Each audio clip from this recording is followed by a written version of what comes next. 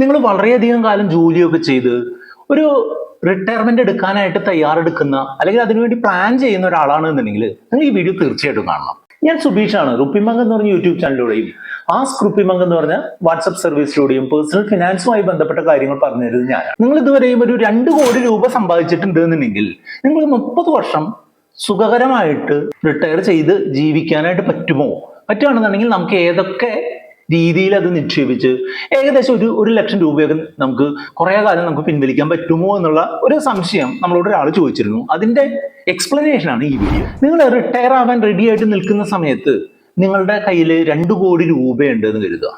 അത് നിങ്ങൾക്ക് ഓരോ മാസവും 1 ലക്ഷം രൂപ വെച്ച് നിങ്ങളത് എടുത്ത് ഉപയോഗിക്കുകയും വേണം എന്ന് കരുതുക. അപ്പോൾ നിങ്ങൾ സ്വാഭാവികമായിട്ടും വിചാരിക്കും നിങ്ങൾക്ക് റിട്ടയർമെന്റ് കഴിഞ്ഞാൽ യാത്രകൾ നടത്താം, കുട്ടികളെ സഹായിക്കാം, വീട്ടുകാരുമായിട്ട് കാര്യങ്ങൾക്ക് കുറെ കൂടെ എൻഗേജ് ആവാം, അങ്ങനെയൊക്കെയുള്ള പ്ലാനുകൾ ഒക്കെ ആയിട്ടായിരിക്കും നിങ്ങൾ റിട്ടയർ ആവാനായിട്ട് നോക്കുന്നുണ്ടാവുക. പക്ഷേ ഈ 2 കോടി രൂപ കൊണ്ട് നിങ്ങൾക്ക് കാലാകാലം 1 ലക്ഷം രൂപ വെച്ച് പിൻവലിച്ചുകൊണ്ട് ജീവിതം മുന്നോട്ട് പോകാൻ പറ്റുമോ എന്ന് ചോദിച്ചു കഴിഞ്ഞാൽ നിങ്ങൾ വിഷമിക്കുന്ന ഒരു ഉത്തരമാണ് പറയുന്നത് അത് ബുദ്ധിമുട്ടാണ് എന്നുള്ളത്. നിങ്ങൾ ഇൻവെസ്റ്റ് ചെയ്തിട്ടുള്ളത് ഒരു ഇക്വിറ്റി ഓറിയന്റഡ് ആയിട്ടുള്ള കുറച്ച് കാര്യങ്ങൾ, അതുപോലെ ഡെറ്റ് ഓറിയന്റഡ് ആയിട്ടുള്ള മറ്റു കുറച്ച് ഇൻസ്ട്രുമെന്റ്സുകൾ ഒക്കെ കൂടിയിട്ട് ഉള്ളൊരു കോമ്പിനേഷനിലാണ് എന്ന് കരുതുക.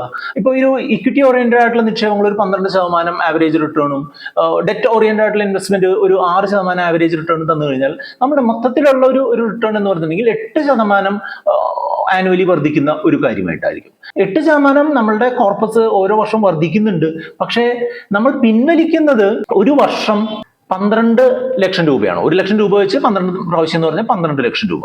അതായത് നമ്മളുടെ കോർപ്പസിന്റെ 6% മാത്രമാണ്. അങ്ങനെ നോക്കുമ്പോൾ ഒരു നോർമൽ മാത്തമാറ്റിക്സ് നോക്കുമ്പോൾ അത് വർക്കാവുമെന്ന് നിങ്ങൾക്ക് തോന്നാം. പക്ഷേ മിക്കവാറും സിറ്റുവേഷനുകളിൽ ഇത് കുറച്ച് കാലം കഴിയുമ്പോൾ ഈ കാര്യം ഒന്ന് ഡീറെയിലായി പോകാനുള്ള സാധ്യതയുണ്ട് എന്നുള്ളതാണ് നിങ്ങളെ ഓർമ്മിപ്പിക്കുന്നത്. കാരണം എന്താണെന്ന് വെച്ചാൽ നിങ്ങൾ ഇൻഫ്ലേഷൻ എന്ന് പറഞ്ഞൊരു സംഗതിയെ പറ്റി കേട്ടിട്ടുണ്ടാവും.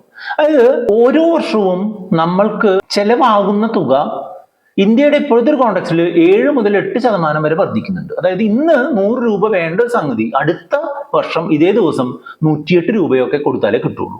അപ്പൊ നമ്മൾ ഈ വർഷം 1 ലക്ഷം രൂപ വെച്ച് മന്ത്രി പിൻവലിക്കുന്ന ഒരാളാണ്. അടുത്ത വർഷവും നമ്മൾ ഈ 1 ലക്ഷം രൂപ പിൻവലിച്ചു കഴിഞ്ഞാൽ നമ്മൾക്ക് ഒരു 92,000 രൂപയുടെ ഒരു എഫക്റ്റ് മാത്രമേ കിട്ടുള്ളൂ. മറ്റൊരു രീതിയിൽ പറഞ്ഞു കഴിഞ്ഞിട്ടുണ്ടെങ്കിൽ ഈ വർഷം നമ്മൾക്ക് ഒരു മാസം 1 ലക്ഷം രൂപ ചെലവുണ്ട് എന്നുണ്ടെങ്കിൽ 12 വർഷം കഴിയുമ്പോൾ 2 ലക്ഷം രൂപയായിട്ട് അത് വർദ്ധിക്കും. അതല്ല ഇപ്പൊ 8% ഒക്കെയാണ് എന്നുണ്ടെങ്കിൽ 9 വർഷം കഴിയുമ്പോൾ തന്നെ 2 ലക്ഷം രൂപ. അതായത് 2025 1 ലക്ഷം രൂപ വേണ്ട സ്ഥലത്ത് 2034 2 ലക്ഷം വേണ്ട ഒരു അവസ്ഥ വരും. അതാണ് ഈ ഇൻഫ്ലേഷന്റെ പ്രശ്നം. അങ്ങനെ ഇൻഫ്ലേഷനെ അനുസരിച്ച് ഇത് മുന്നോട്ട് കൊണ്ടുപോകാൻ പറ്റുകയാണെന്നുണ്ടെങ്കിൽ നമ്മളുടെ കോർപ്പസ് 21 വർഷം കഴിയുമ്പോൾ അങ്ങ് ഇല്ലാതായി പോകും എന്നുള്ളതാണ് കണക്കുകൾ കാണിക്കുന്നത്.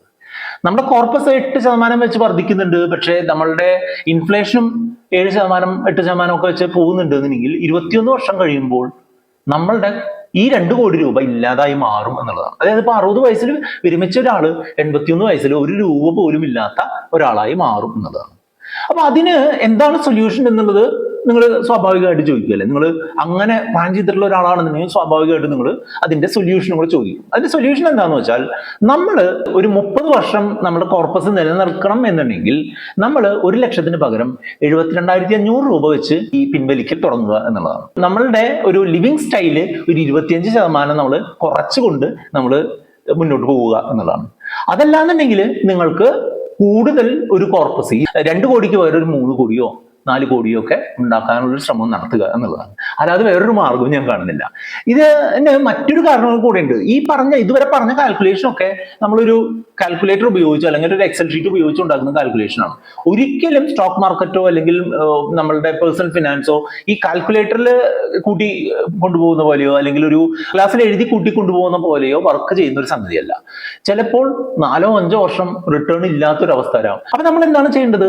നമ്മൾ ഇൻഫ്ലേഷൻ അഡ്ജസ്റ്റ് ചെയ്തുകൊണ്ട് നമ്മൾ നിക്ഷേപിക്കാനായിട്ട് പഠിക്കണം. അതുകൊണ്ടാണ് ഞാൻ എപ്പോഴും നമ്മൾ വീഡിയോയിൽ എപ്പോഴും പറയാറുള്ളത്, നിങ്ങളൊരു SIP രീതിയിൽ ഇൻവെസ്റ്റ് ചെയ്യുന്നുണ്ടെന്നുണ്ടെങ്കിലും ഈ വർഷം നിങ്ങൾ 1 ലക്ഷം നിക്ഷേപിക്കുന്ന ഒരാളാണെങ്കിൽ അടുത്ത വർഷം സ്വാഭാവികമായിട്ടും അതിന്റെ ഇൻവെസ്റ്റ്മെന്റ് തുക 10% കൂട്ടണം എന്ന് പറയുന്നത് കൊണ്ടാണ്. എന്നാൽ മാത്രമേ നമ്മളുടെ ഗോളുകൾക്കനുസരിച്ച് നമ്മളുടെ എമൗണ്ട് വലുതാവാനുള്ള സാധ്യതയുള്ളൂ. പിന്നെ അത് മാത്രമല്ല, നമ്മൾ ഒരു കാൽക്കുലേറ്റ് ചെയ്തുകൊണ്ട് ഇപ്പോൾ ഉദാഹരണമായിട്ട് പറയുകയാണെങ്കിൽ നേരത്തെ പറഞ്ഞ പോലെ 60-ആം വയസ്സിൽ നിങ്ങൾക്ക് 2 കോടി ഉണ്ടെന്നുണ്ടെങ്കിൽ നിങ്ങൾ ആദ്യത്തെ മാസം ഒരു 72,500 രൂപ വെച്ച് പിന്നെ ഓരോ വർഷവും 6% ഇൻക്രിമെന്റ് വെച്ച് ചെയ്ത് കൊണ്ടുപോയി കഴിഞ്ഞാൽ നിങ്ങൾക്ക് ഒരു 90 വയസ്സ് വരെ ജീവിക്കാം, പ്രശ്നമൊന്നുമില്ലാതെ ജീവിക്കാം എന്ന് പറയുകയാണ് എന്നുണ്ടെങ്കിലും അത് കൃത്യമായിട്ട് എപ്പോഴും നടക്കണമെന്നില്ല എന്നുള്ളത് നിങ്ങൾ മനസ്സിലാക്കി കാണും. അതിനു വേണ്ടിയിട്ട് നിങ്ങൾ എപ്പോഴും ഒരു ബഫർ എമൗണ്ട് നമ്മൾക്ക് പ്രതീക്ഷിക്കാതെ വരാൻ സാധ്യതയുള്ള പ്രശ്നങ്ങളെ മാനേജ് ചെയ്യാനായിട്ട് നിങ്ങൾ എപ്പോഴും ഉണ്ടാക്കണം എന്നുള്ളതാണ്.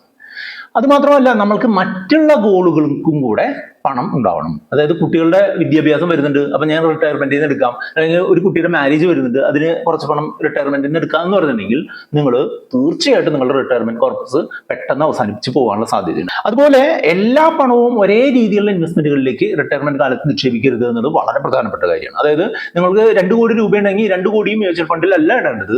അതിന് സേഫ് ആയിട്ടുള്ളതും സേഫ് അല്ലാത്തതും കുറച്ച് ആവറേജ് സേഫ് ആയിട്ടുള്ളതുമായിട്ടുള്ള ഇൻവെസ്റ്റ്മെന്റുകൾ ഡൈവേഴ്സിഫൈ ചെയ്ത് അല്ലെങ്കിൽ സ്പ്ലിറ്റ് ചെയ്തുകൊണ്ട് ഇടാനായിട്ട് ശ്രദ്ധിക്കണം. ഒരു മെഡിക്കൽ ഇൻഷുറൻസും അതിന്റെ കൂടെ ഒരു മെഡിക്കൽ ഫണ്ടും കൂടെ ഉണ്ടാകുന്നത് നന്നായിരിക്കും. അതായത് ഒരു 50 ലക്ഷം രൂപയുടെ ഒരു മെഡിക്കൽ ഇൻഷുറൻസ് ഉണ്ട്, എന്തെങ്കിലും കാരണവശാൽ അത് കൂടുതൽ വരികയാണ്, അല്ലെങ്കിൽ മെഡിക്കൽ ഇൻഷുറൻസ് കവർ ചെയ്യാത്ത എന്തെങ്കിലും കാര്യം വരികയാണെന്നുണ്ടെങ്കിൽ അത്തരം കാര്യങ്ങൾക്കായിട്ട് ഒരു മെഡിക്കൽ ഫണ്ടും കൂടെ നമ്മുടെ ഉണ്ടാവണം. അപ്പൊ ഇങ്ങനെ ഉള്ള കാര്യങ്ങൾ മനസ്സിലാക്കിക്കൊണ്ട് മാത്രമേ നമ്മൾ നമ്മളുടെ റിട്ടയർമെന്റ് കോർപ്പസ് ഫൈനലൈസ് ചെയ്യാൻ പറ്റുള്ളൂ. അല്ലാതെ ഒരു 2 കോടി രൂപ ഉണ്ടെന്ന് കൊണ്ട് നമ്മൾക്ക് കാലാകാലം എല്ലാ മാസവും 1 ലക്ഷം രൂപ മന്ത്ലി പിൻവലിച്ച് നമ്മുടെ കാര്യങ്ങൾ നടത്തിക്കൊണ്ട് പോവാം എന്നുള്ളത് വെറും മിഥ്യാധാരണയാണ് എന്ന് പറയാൻ വേണ്ടി മാത്രമാണ് ഈ വീഡിയോ. ഈ കാര്യം നിങ്ങൾക്ക് കൃത്യമായിട്ട് മനസ്സിലായെന്ന് വരുന്നു. ഇതുമായിട്ട് എന്തെങ്കിലും സംശയം ഉണ്ടെന്നുണ്ടെങ്കിൽ നമ്മുടെ വാട്സ്ആപ്പ് നമ്പർ ആയിട്ടുള്ള 8848030018 നിങ്ങൾക്ക് കോൺടാക്ട് ചെയ്യാം. വീഡിയോ ലൈക്ക് ചെയ്യാനും കമന്റ് ചെയ്യാനും കൂട്ടുകാരുമായിട്ട് ഷെയർ ചെയ്യാനും മറക്കരുത്.